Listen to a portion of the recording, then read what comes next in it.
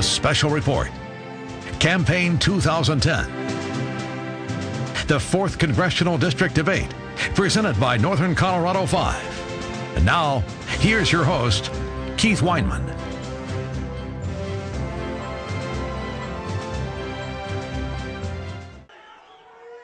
Welcome, everybody. Welcome to Northern Colorado 5 Campaign 2010. I think you're expecting to have a good time tonight.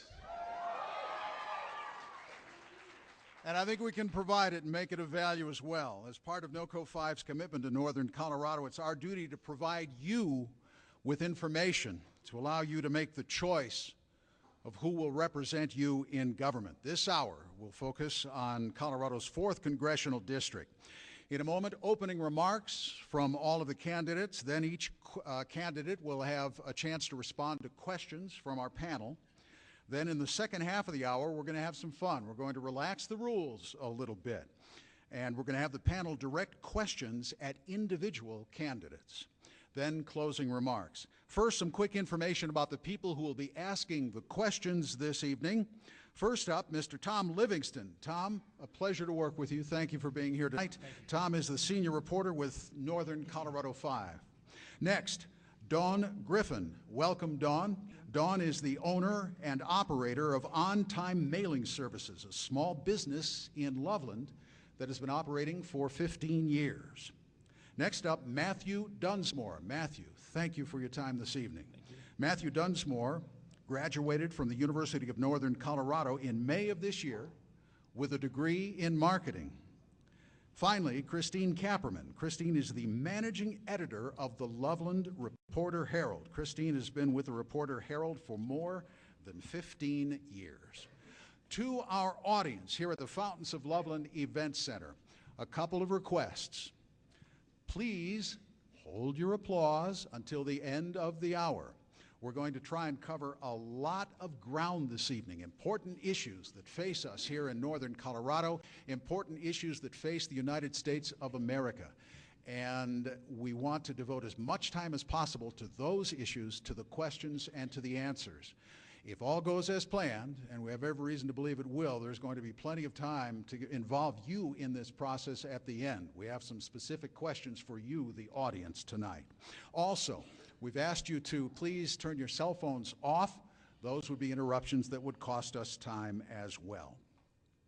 We're going to start with opening remarks. The candidates drew numbers to establish the order of their opening remarks just a few minutes ago. We've asked the candidates to hold their opening remarks to 2 minutes or less. There are timers in the front row that are going to give the candidates time cues. First, with opening remarks this evening is Ken Waskowitz. Mr. Waskowitz. Thank you. My name is Ken Waskowitz, and I am the only independent candidate in this race. I have made it this far by petitioning my way onto the ballot, not accepting a dime from anyone, and providing solutions to the problems our country faces.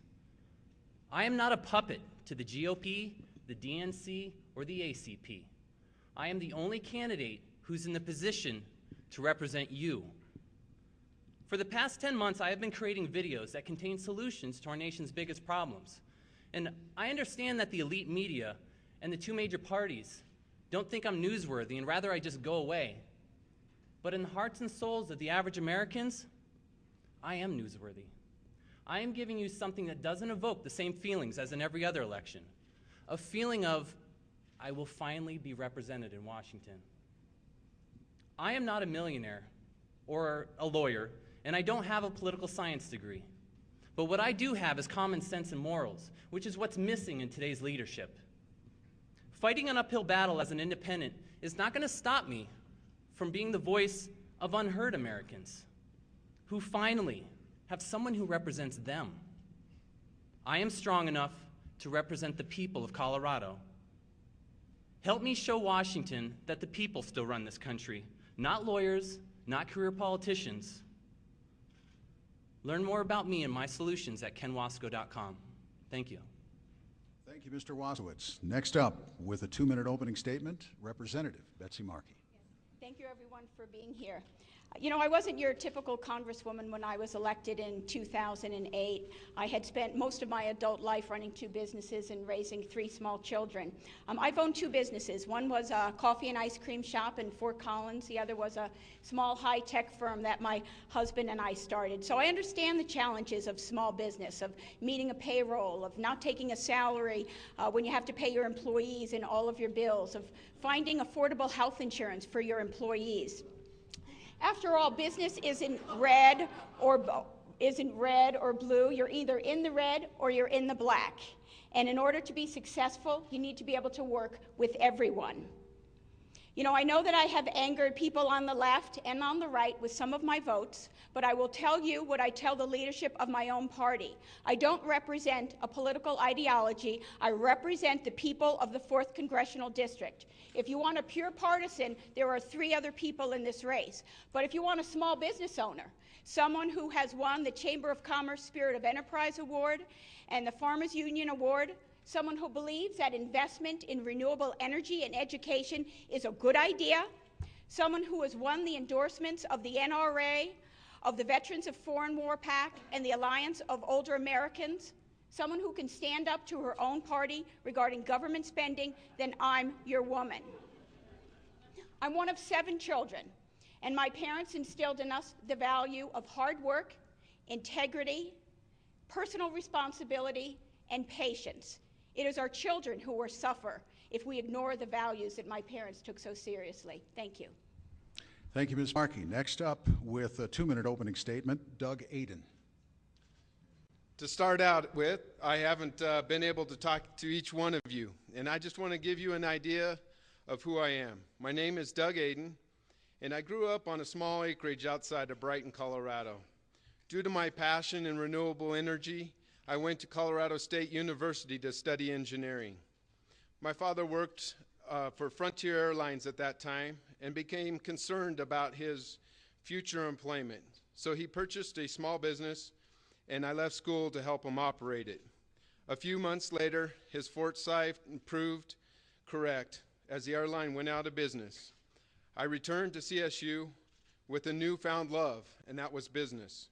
I've worked as an accountant and a controller in several different companies, and I now operate my own manufacturing company. Yes, I manufacture U.S. products based in Fort Lupton, Colorado. My wife, Terry, and I started our relationship in college. We've had 6 children. We lost our only daughter to brain cancer about 10 years ago. We currently live on a small acreage outside of Hudson where we have cattle, goats, chickens, etc. I see these various life experiences as great assets, and I ask for your consideration. Thank you, Mr. Aden. Next up, Cory Gardner. First of all, I would like to thank the organizers of tonight's event, NOCO 5. Thank you very much for putting this together. Thank you to the 3 of you who are here tonight to share with the voters their vision for a greater and stronger America. My name is Cory Gardner, and I don't know about you, but I think it's time that we get this economy moving again, that we start creating jobs and opportunity. I grew up in a little town called Yuma, Colorado on the Eastern Plains. In fact, I think there's more people in this room than my high school total combined, so there's quite a few people here. But in Yuma, Colorado, I grew up in the family business, learned what it was like to balance the checkbook, to make payroll, to run a business in the face of increasing regulations from Denver, Colorado, and Washington, D.C. I learned a lot about farming and ranching and what it takes to make their small businesses work. The fact that they have to live under higher taxes, higher regulations, more spending, increasing debt, and that this nation as a whole now faces nearly $14 trillion in debt, $1.4 trillion deficits,